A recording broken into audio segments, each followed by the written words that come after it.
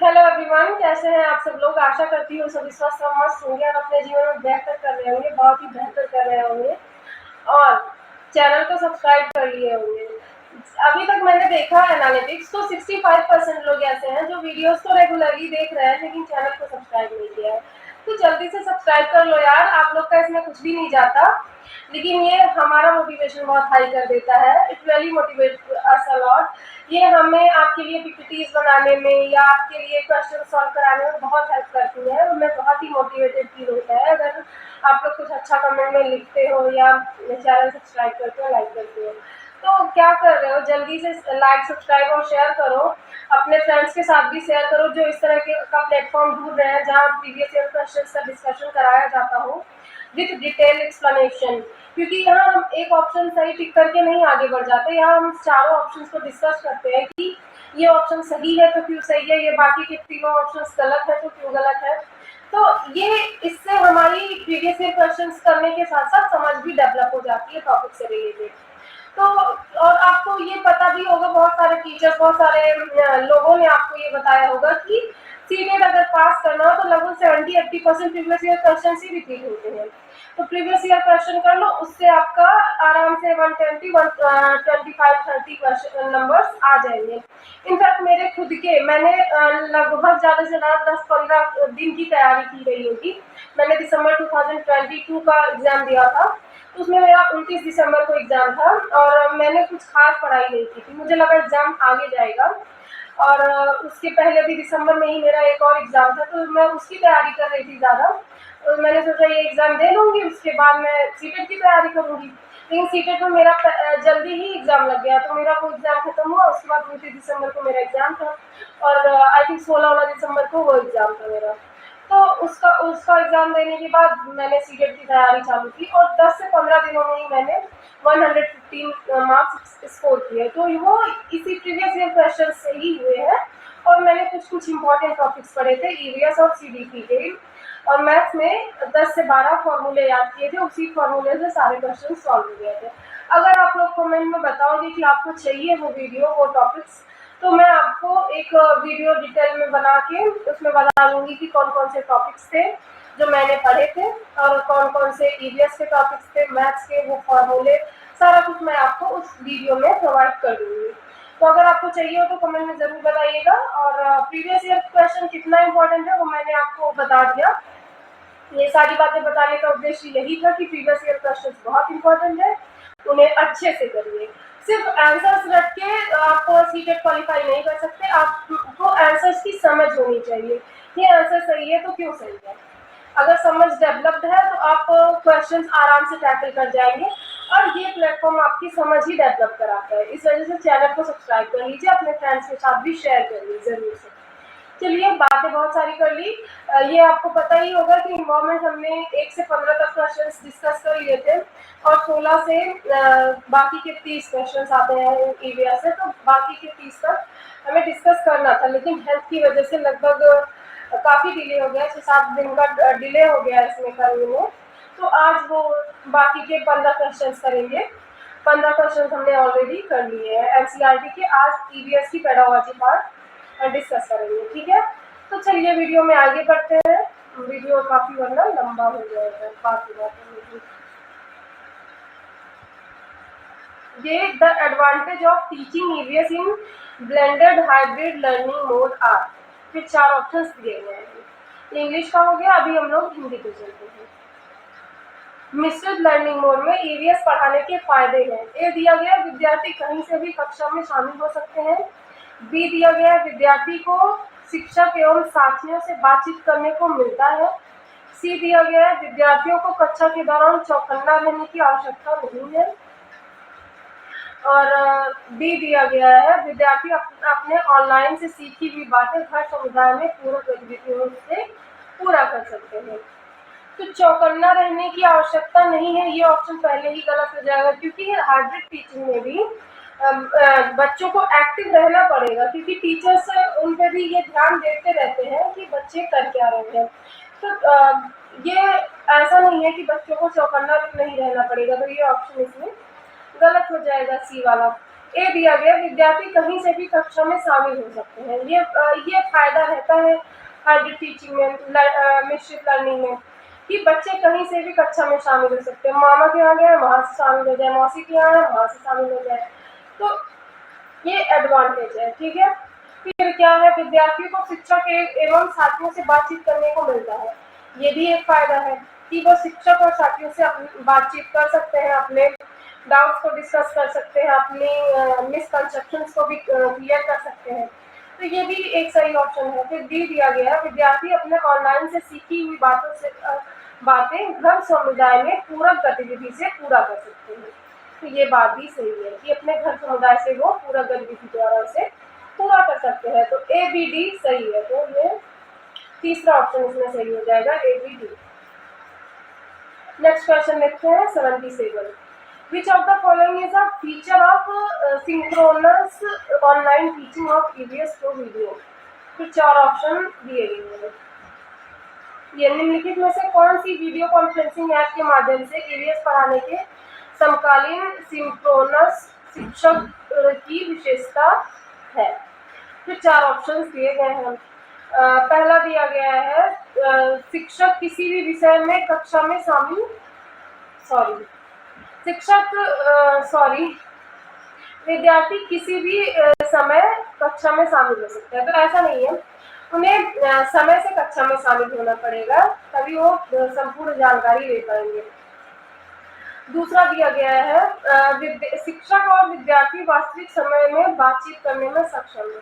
तो ये बात सही है कि वास्तविक समय में वो दोनों बातचीत करने में सक्षम है, तो यही सही ऑप्शन हो जाएगा। आगे बढ़ते हैं। एक ईवीएस शिक्षिका ने कई तरह के पौधे जैसे घास, बांस, गुलाब, केला, बरगद, ताड़ के पेड़ का वीडियो दिखाती है और सभी पेड़ पौधों के आकार, पत्तों, तने और फूलों के बारे में विद्यार्थियों के साथ चर्चा करती है। इस गतिविधि से सबसे उपयुक्त उद्देश्य विद्यार्थियों का ध्यान आकर्षित करना है। तो डॉट डॉट की तरफ, किसकी तरफ विद्यार्थियों का ध्यान आकर्षित करना है, यही पूछ रहा है। तो पौधों के भागों के तरफ। फिर दूसरा दिया गया पौधों और पेड़ों के बीच अंतर, और तीसरा दिया गया पेड़ पौधों के वर्ग के भीतर मौजूद भिन्नता। तो यही उसमें पेड़ और पौधों के वर्गों के बीच कितनी भिन्नता है, इसी के तरफ शिक्षिका विद्यार्थियों का ध्यान केंद्रित करना चाहती है। ठीक है, यही सही ऑप्शन हो जाएगा। फिर 79 देखते हैं। ये इंग्लिश का क्वेश्चन है, इंग्लिश वाले देख लीजिए।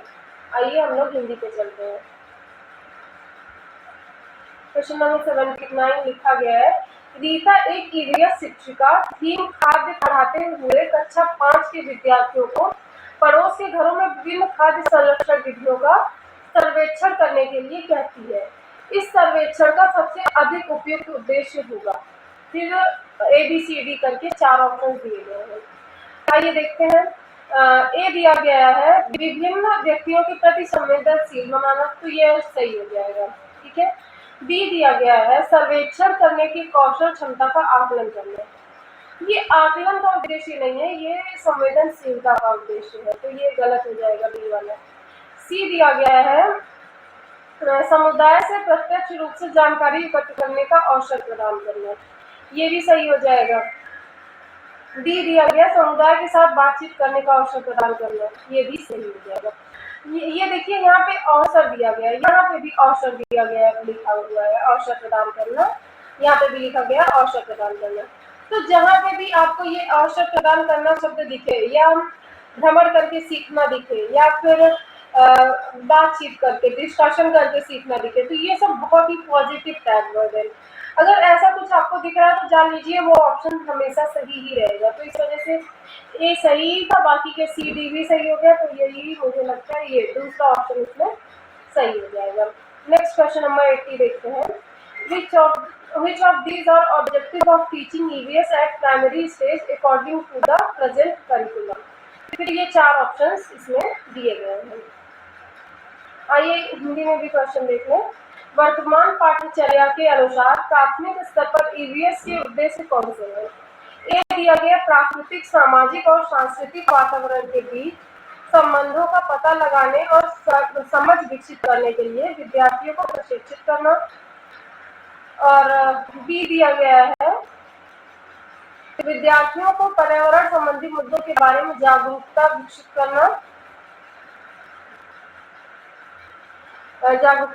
करना और सी दिया गया पृथ्वी को मानव एवं अन्य जीवंत रूपों के आवास के रूप में एक समझ विकसित करना।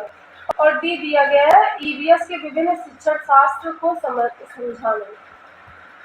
तो इसमें सी और डी ये दोनों गलत हो जाएंगे। ईवीएस का उद्देश्य यही है कि विद्यार्थी को पर्यावरण संबंधी मुद्दों के बारे में जागरूकता विकसित करना और ये सामाजिक सांस्कृतिक वातावरण के संबंधों का पता लगाना, इसमें भी समझ विकसित करना। तो ए और बी इसमें सही हो जाएगा, तो ये दूसरा ऑप्शन इसमें सही हो जाएगा। क्वेश्चन नंबर 81 देख लेते हैं। An EVS teacher should keep in mind the following criteria to make groups for conducting an activity.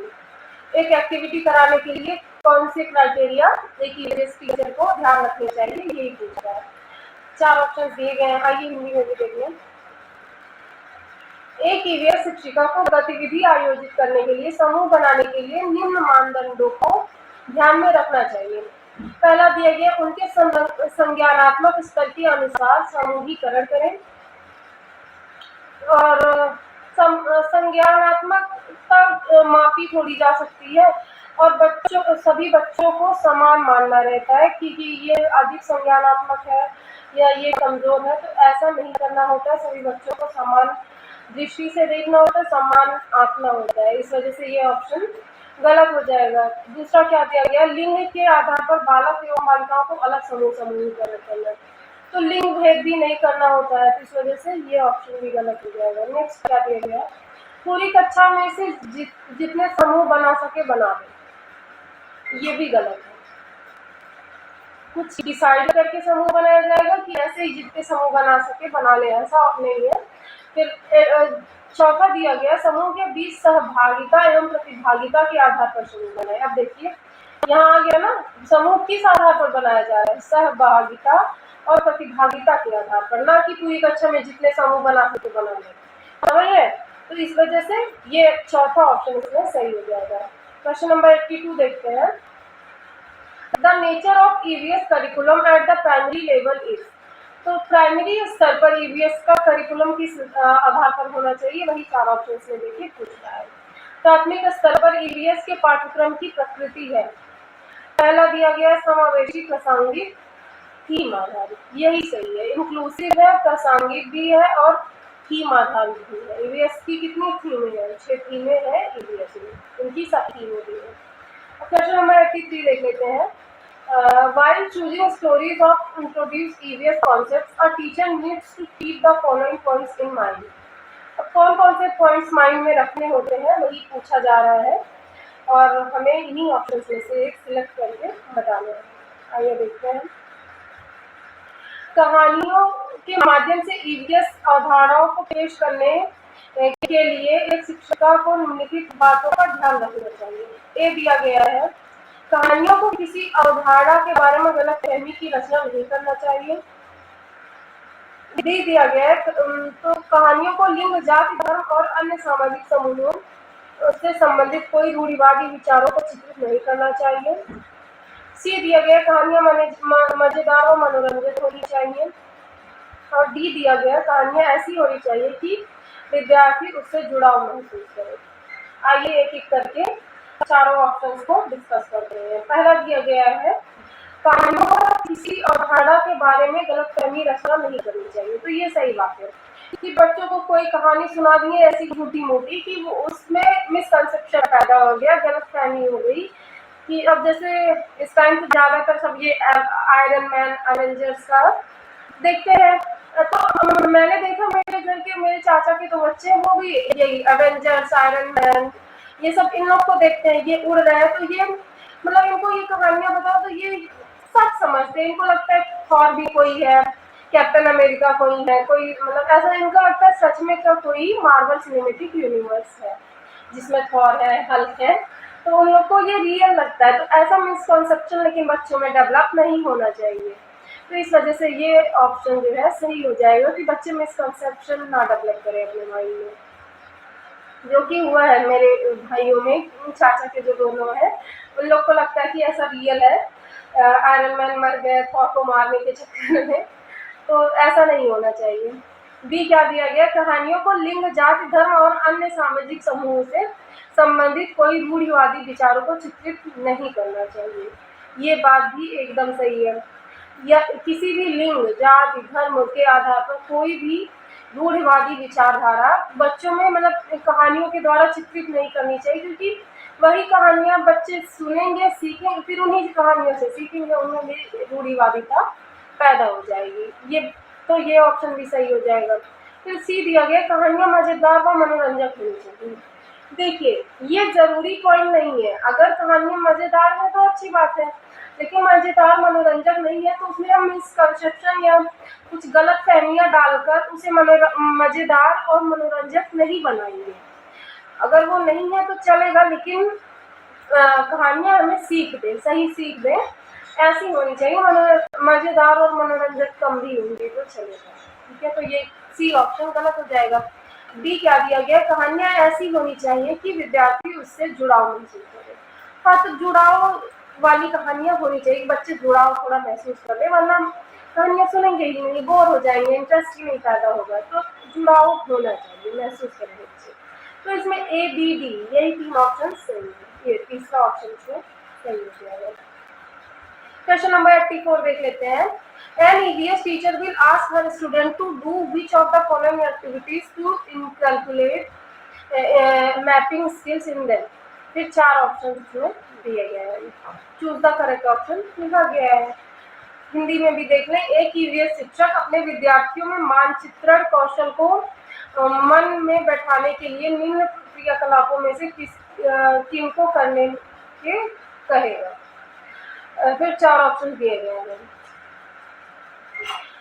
पहला दिया गया, मानचित्र में बुनियादी दिशाओं का पता लगाना, तो ये सही हो जाएगा। ये सही हो जाएगा। मानचित्रों में बुनियादी दिशाओं का पता लगाना तो समझ डेवलप करेगा ना, उन्हें कम से कम ये तो पता होना चाहिए कि दिशाएं कौन सी है, इससे उनकी थोड़ी समझ डेवलप हो जाएगी। फिर बी दिया गया, अमानकीकृत मानचित्र बनाना, ये भी सही है। सी दिया गया, अपने बनाए गए मानचित्र में प्रतीकों का उपयोग करना, तो ये भी सही बात है, इससे भी समझ डेवलप होगी। डी दिया गया, मानकीकृत सार्वभौमिक प्रतीकों का उपयोग करते हुए मानचित्र की व्याख्या करना, तो ये भी सही है। इसमें सारे ही सही है, ऐसा कोई ऑप्शन। हाँ, ये तो इसमें ये चौथा ऑप्शन सही हो जाएगा। ठीक है, क्वेश्चन नंबर 85 देख लेते हैं। काफी बड़ा क्वेश्चन है, इंग्लिश वाले देख लीजिए ये क्वेश्चन। हम आगे बढ़ते हैं हिंदी में। एक ईवीएस शिक्षिका एक चर्चा के दौरान बताती है कि राजस्थान के गांवों के लोग स्थानीय रूप से उपलब्ध सामग्री से अपना घर बनाते हैं, जबकि मुंबई जैसे शहरों में लोग सीमेंट, ईंट, कांच और टाइल्स जैसे सामग्री खरीदकर घर बनाते हैं। इस चर्चा के आकलन के लिए सीखने का प्रतिफल है। पहला दिया गया अवलोकन और रिकॉर्डिंग, तो ये गलत है, क्योंकि ना बच्चों ने देखा है ना कोई रिकॉर्डिंग देखी है जिससे वो सीख रहे हैं। दूसरा क्या है, विश्लेषण। विश्लेषण भी नहीं है, मतलब विश्लेषण है लेकिन पूरी तरह से ये विश्लेषण नहीं है। बता तो रही है अध्यापिका, लेकिन 2-2 शहरों के बारे में बता रही है, तो पूरी तरह से ये विश्लेषण नहीं है, कुछ हद तक विश्लेषण है इसमें। फिर क्या है, प्रयोग। तो प्रयोग तो बच्चे कर नहीं रहे हैं, कोई किसी तरह का एक्सपेरिमेंट आपको दिखा क्वेश्चन में? अध्यापिका सिर्फ बता रही कि राजस्थान में इस तरह से घर बनते हैं, मुंबई में इस तरह से घर बनते हैं। तो बच्चों ने कोई प्रयोग किया, इसमें कोई प्रयोग कहीं भी इस्तेमाल नहीं हुआ है। चौथा क्या दिया गया है, तुलना करना और विश्लेषण। अब बताइए, अध्यापिका तुलना ही तो कर रही है, राजस्थान और मुंबई के घरों में तुलना ही तो कर रही है अध्यापिका, तो ये सही हो जाएगा। और विश्लेषण भी कर रही है कि किस प्रकार का घर होता है। वहाँ बता रही है ईंट, मोरंग, सीमेंट का होता है, और हमारे यहाँ बेसिक जो चीजें होती हैं राजस्थान में वहाँ उस तरह से बनता है। तो इसमें ये चौथा ऑप्शन सही हो जाएगा, क्योंकि इसमें तुलना भी हो रही है, विश्लेषण भी हो रहा है क्वेश्चन में। ठीक, आगे क्वेश्चन नंबर 86 देखते हैं। An EVS teacher wants her student to find out the various everyday activities of people that contribute to the wastage of water. Which of the following is the most appropriate strategy for this purpose? फिर 4 options दिए गए हैं। ठीक है, question number 86 Hindi में देखते हैं। एक ईवीएस शिक्षिका चाहती है कि उनके विद्यार्थी पानी की बर्बादी करने वाले लोगों की विभिन्न दैनिक गतिविधियों और व्यवहारों का पता लगाएं। निम्न में से कौन सी रणनीति इन उद्देश्यों की पूर्ति के लिए सबसे उपयुक्त है? पहला दिया गया जल से संबंधित वृत्तांतों, वृत्तचित्र और फिल्में। ये गलत। बच्चों में डेवलप करना है तो जल से संबंधित वृत्तचित्र और फिल्में बच्चों को दिखा के ये समझ उन्हें नहीं डेवलप की जा सकती, तो ये गलत हो जाएगा। दूसरा है एक नाले पानी की निकासी का भ्रमण कराना, ये भी गलत हो जाएगा। ठीक है। तीसरा क्या दिया गया? पड़ोस में परिवारों के साथ बातचीत। पानी के संरक्षण के लिए बातचीत एक सही विकल्प नहीं है। चौथा क्या दिया गया? प्रतिदिन एक परिवार द्वारा उपयोग किए गए पानी की मात्रा का अनुमान, ये एक सही ऑप्शन हो जाएगा। सॉरी, तो प्रतिदिन एक परिवार द्वारा उपयोग किए गए पानी की मात्रा का अनुमान लगाना, ये एक सही ऑप्शन हो जाएगा, यही सही हो जाएगा। ठीक, आगे ST7 देख लेते हैं। Which of the following is an integral component of environmental education at the primary level? फिर 4 ऑप्शन दिए गए हैं। आइए ST7 देखते हैं। निम्नलिखित में से कौन सा प्राथमिक स्तर पर पर्यावरण शिक्षा का अभिन्न घटक है, मतलब जिसे अलग ही नहीं किया जा सकता, अभिन्न घटक है। देखते हैं। पहला दिया गया पाठ्य पुस्तकें। ईवीएस तो पुस्तकों पे आधारित ही नहीं है, ईवीएस तो क्षेत्र भ्रमण पर आधारित है, एक्सपेरिमेंट्स पे आधारित है, करके सीखने पर आधारित है और डिस्कशन पे आधारित है। ठीक है। और दूसरा क्या दिया गया? बच्चों का वातावरण। तो ये सही ऑप्शन हो जाएगा कि ईवीएस मतलब क्या हुआ? इन्वायरमेंटल स्टडीज, तो वो इन्वायरमेंट से ही तो सीखी जा सकती है, तो बच्चे अपने वातावरण से ही इन्वायरमेंटल स्टडीज ईवीएस को सीख सकते हैं, यही सही ऑप्शन। नेक्स्ट क्वेश्चन नंबर 88 देखते हैं। ये इंग्लिश का है क्वेश्चन, इंग्लिश वाले देख लीजिए, बाकी हिंदी वाले लर्नर्स के लिए हिंदी से चलते हैं। दिया गया है ईवीएस शिक्षक के रूप में आप प्राथमिक कक्षाओं के लिए पाठ्यपुस्तक के चयन में किन मानदंडों को सबसे महत्वपूर्ण मानेंगे? ये टीचर से ही क्वेश्चन पूछ लिया है।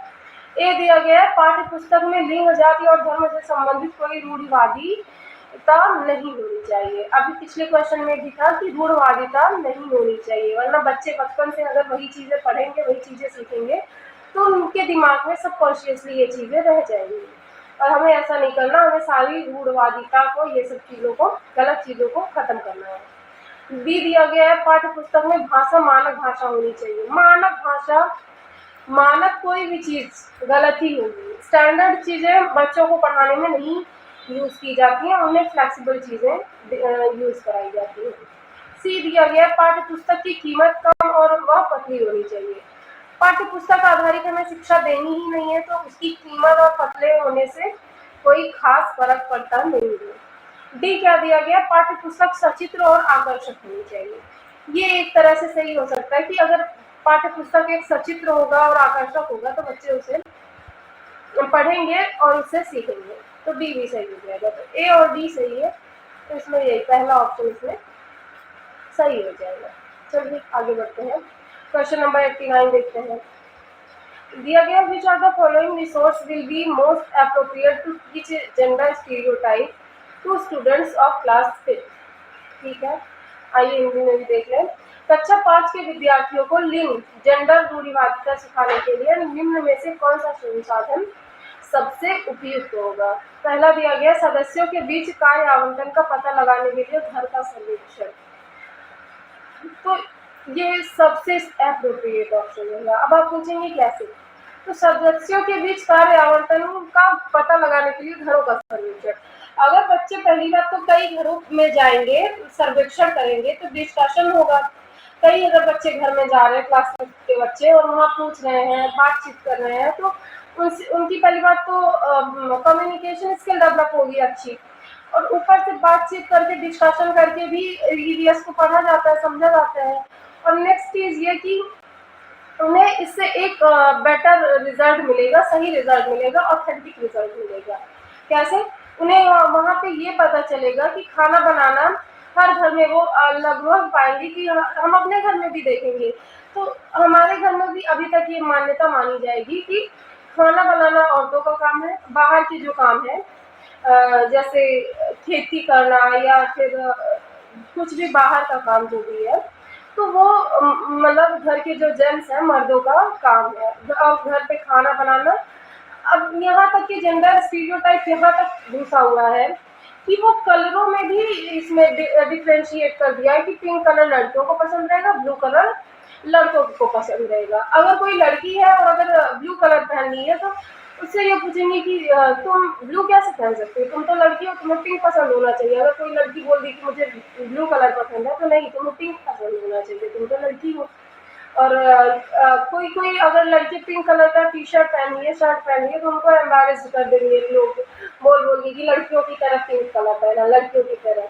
अरे यहाँ तक कि बच्चों को रोने में भी जेंडर ये स्टीरियोटाइप आ जाता है कि मतलब ये पता नहीं रोने का जेंडर से क्या संबंध है। कह देंगे अगर कोई बच्चा है गिर गया, छोटा ही है, रोने लगा, तो कहेंगे लड़की है, तू लड़की है। और ऐसा लगता है लड़कियों ने प्रिटेंड करा लिया कि रोना हमारा ही राइट है, बच्चे रो नहीं सकते, लड़के रो नहीं सकते, रोना तो लड़कियों का ही काम है। लड़कियां इतनी रोंदू वैसे होती नहीं है, लड़कियां रुला देती हैं, रोती इतनी तो नहीं है, बट पता नहीं क्यों ऐसी धारणा है कि लड़के रोते नहीं है। वो शायद ये डायलॉग की वजह से ये धारणा इतनी बढ़ गई है कि मर्द को दर्द नहीं होता। तो भाई सब मर्द भी इंसान ही है, उसको भी दर्द होता है, बस आप लोग के कहने की वजह से वो एक्सप्रेस नहीं कर पा रहे, तो प्लीज उसे करने दें। और दर्द तो सभी को होता है, चाहे वो मर्द हो चाहे फीमेल हो।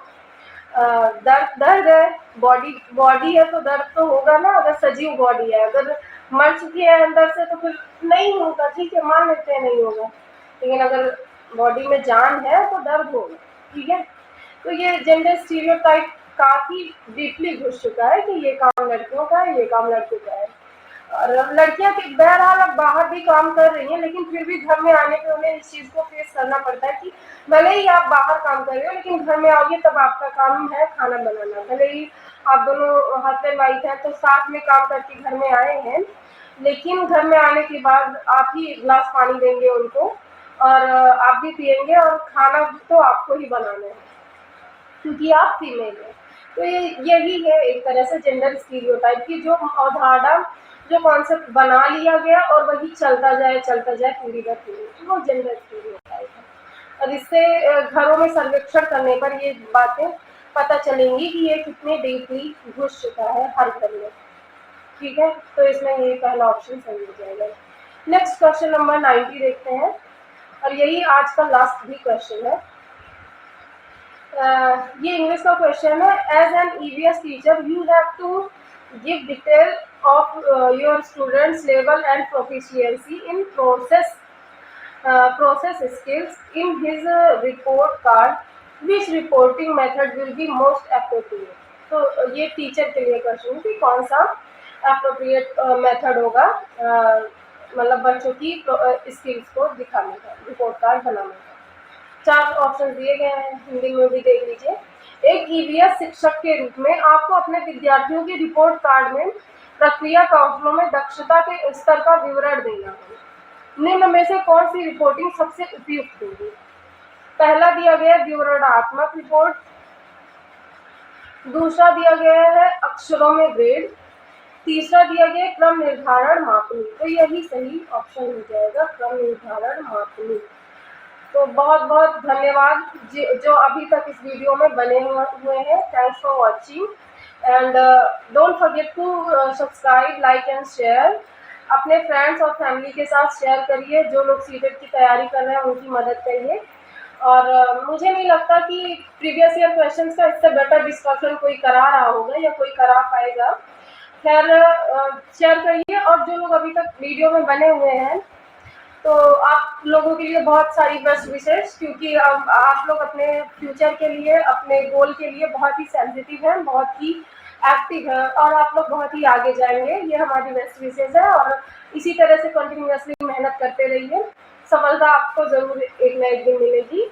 अब आज के लिए हम लोग यही बस करते हैं। आज के लिए इतना ही, मिलते हैं अगली वीडियो में। तब तक के लिए जय श्री राम।